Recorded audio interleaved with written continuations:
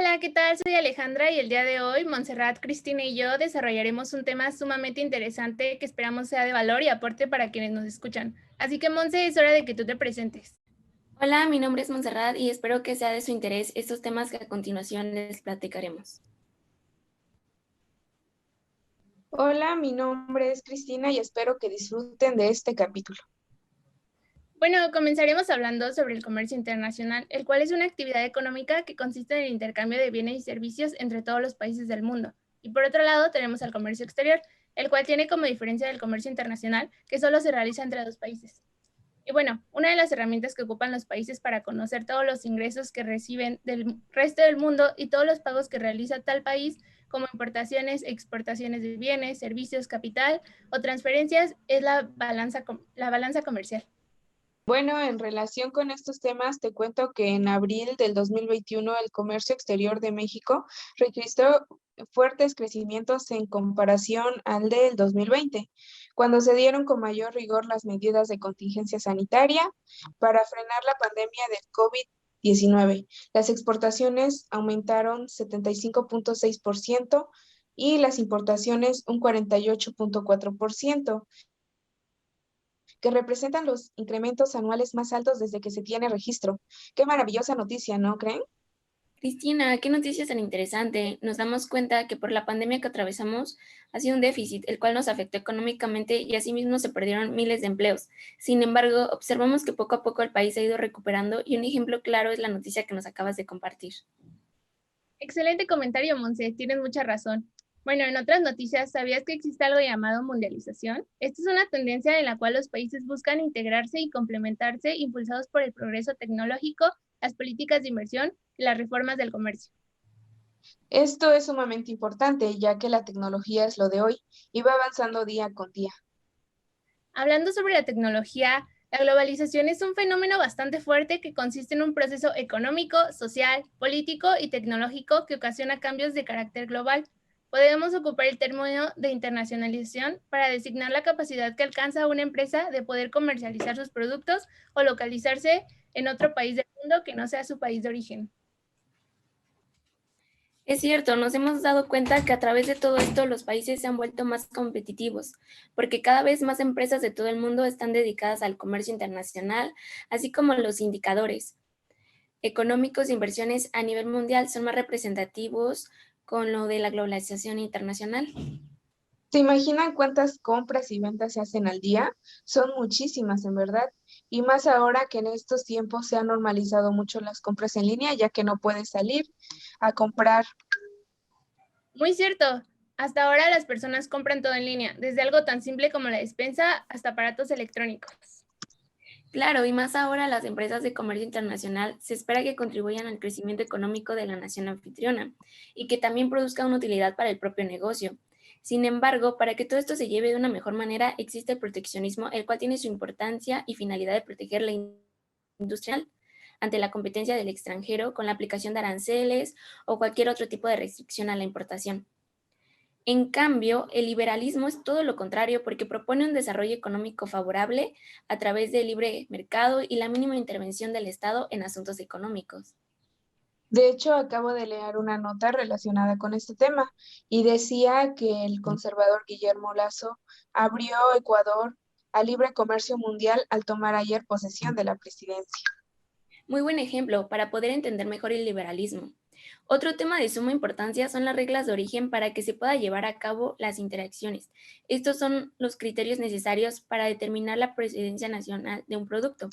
Su importancia se explica porque los derechos y las restricciones aplicadas a la importación pueden variar según el origen de los productos importados, pues algunos gobiernos aplican el criterio de la clasificación arancelaria y otros el criterio del porcentaje ad valorem. Muy cierto, Monse. Las normas de origen se utilizan en los siguientes casos: para aplicar medidas e instrumentos de política comercial tales como el antidoping y las medidas de salvaguardia, para efectos de la elaboración de estadísticas sobre el comercio y al aplicar las prescripciones en materia de etiquetado y marcado. Muy cierto, Ale, por eso el certificado de origen es un documento que se utiliza para obtener un trato preferencial conforme a los tratados internacionales de los que México forma parte y por eso es tan importante saber qué es y cómo se utiliza el certificado de origen. Muy cierto, una noticia muy importante fue cuando se dijo que a partir del 1 de julio del 2020 solo se podrá solicitar trato arancelario preferencial con una certificación TEMEC, en tanto que el certificado de origen del Telecán dejara de tener vigencia, nos comunicó Luz María de la Mora, subsecretaria de Comercio Exterior de la Secretaría de Economía. Cierto, cierto, sí lo escuché esa noticia, pero pues como todo en esta vida, se basa de cambios. Sí, los cambios son inevitables, tienes razón, Monse. Algo así como las medidas arancelarias. Ah, caray. Te explico. Estas medidas tienen por objeto incrementar los ingresos fiscales o proteger a un sector de actividad nacional contra la competencia extranjera y se aplican en el momento en que los productos cruzan la frontera de un territorio aduanero. Ah, cierto, así como las barreras no arancelarias, ¿no? Pues estas son las medidas establecidas por los gobiernos para controlar el flujo de mercancías entre los países, sirve para proteger la planta productiva y las economías nacionales. Ándale, creo que estamos comprendiendo un poco mejor lo que quiero decir, pero así como todo tiene tiene clasificaciones en cuantitativas y cualitativas. Así como sus precios y las características. Ándale. Ayer leí sobre eso. Por ejemplo, una de las cualitativas son precios oficiales, medidas contra prácticas desleales del comercio internacional, dumping y subvenciones. Y ya las cualitativas son, por ejemplo, regulaciones de etiquetado, regulaciones sanitarias, regulaciones de envase y embalaje, normas técnicas, normas de calidad, regulaciones de toxicidad, regulaciones ecológicas, marcado de país de origen. Estos son temas tan interesantes que en verdad no podemos pasar todo el día y toda la noche hablando sobre esto. Es que igual hasta cierto punto son temas que son lo de hoy, pues estos también tienen objetivos que persiguen para un mejor funcionamiento de exportaciones o importaciones. ¿Así? ¿Como cuáles? Por ejemplo, eliminar las barreras no arancelarias que toman la forma de procedimientos, reglamentos y normas que dificultan, restringen y obstaculizan el libre comercio, según los principios de la OMC. Armonizar los reglamentos técnicos que crean obstáculos al comercio. Es más como para llevar todo controlado y que no haya inconformidades o problemas. Pues imagínate cuántos problemas puede haber si esto no se respeta o simplemente si no existiera. Pues sí, habría muchos conflictos. Pues cada país impone requisitos de entrada a su mercado con el fin de proteger la salud, el medio ambiente y cumplir con las normas de calidad mínimas de cada país aceptada por el consumidor.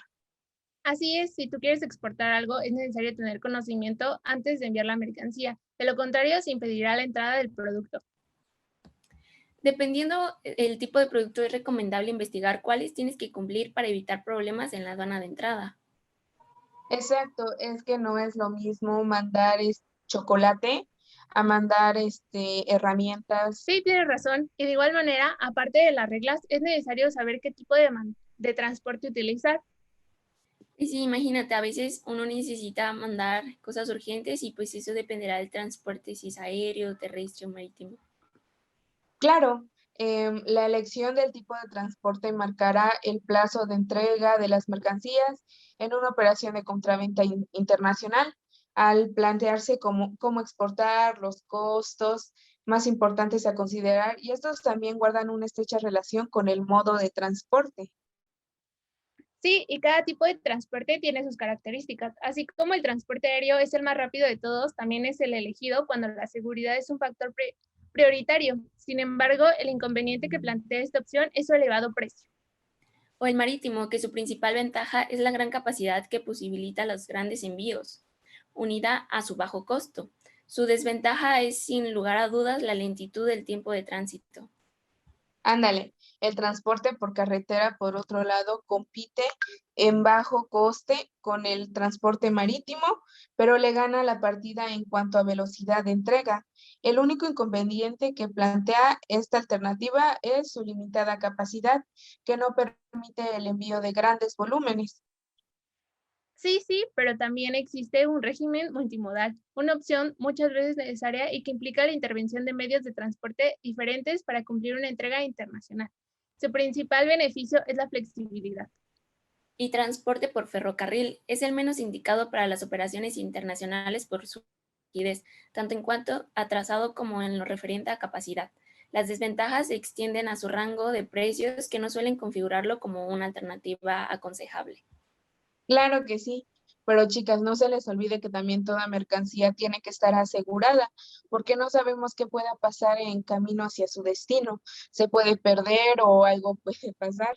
El seguro en el comercio internacional en sí mismo constituye una forma de gestión de riesgos que podría resumirse en pagar una cantidad a un tercero para que asuma un determinado riesgo en nombre del contratante de seguros para la exportación. Pues a grandes rasgos, esto de exportar mercancías es todo un proceso y se tiene que ver pues muchas cosas. Sí, pero es muy interesante porque en primer lugar, una vez realizado el pago de las contribuciones de comercio exterior, se presenta la mercancía acompañada de la impresión simplificada del pedimento ante el módulo del mecanismo de selección automatizado, que es el semáforo fiscal, en las instalaciones de la aduana. Claro, el mecanismo se activa al momento en que lee el código de barras impreso en el pedimento y arroja un resultado, del cual se llama reconocimiento aduanero o desaduanamiento libre. El reconocimiento aduanero es la revisión documental y examen de las mercancías de importación, así como de sus muestras para llegarse de los elementos que permitan a las autoridades aduaneras, pues cerciorarse de la veracidad o de lo declarado ante la autoridad aduanera, así como del cumplimiento de las disposiciones que graban y regulan la entrada o salida de mercancías del territorio nacional. Sí, el reconocimiento aduanero se practica en el recinto fiscal por funcionarios del Servicio de Administración Tributaria denominados verificadores aduanales, los cuales son asignados de manera aleatoria para la revisión de las mercancías mediante el sistema. Cierto, durante el reconocimiento aduanero, el verificador podrá solicitar que bajen las mercancías del medio de transporte para revisar sus características físicas o efecto de constar que la fracción arancelaria declarada en el pedimento pues sea la correcta. También se verificará que se cumplan con las regulaciones y restricciones no arancelarias correspondientes para que la mercancía pueda importarse y finalmente comprobará que se hayan pagado de manera correcta las contribuciones aplicables. En aquellos casos en los que por las características de la mercancía esta sea difícil de identificación y no se tenga certeza respecto a la clasificación arancelaria, por ejemplo, productos químicos, productos textiles, la autoridad podrá tomar muestra de la mercancía para enviarla a un laboratorio del SAT con la finalidad de que sea analizada y se pueda determinar la fracción correspondiente. Si durante la revisión de la autoridad no detecta ninguna irregularidad, permitirá la salida inmediata del medio de transporte en el que se presentan las mercancías ante la aduana.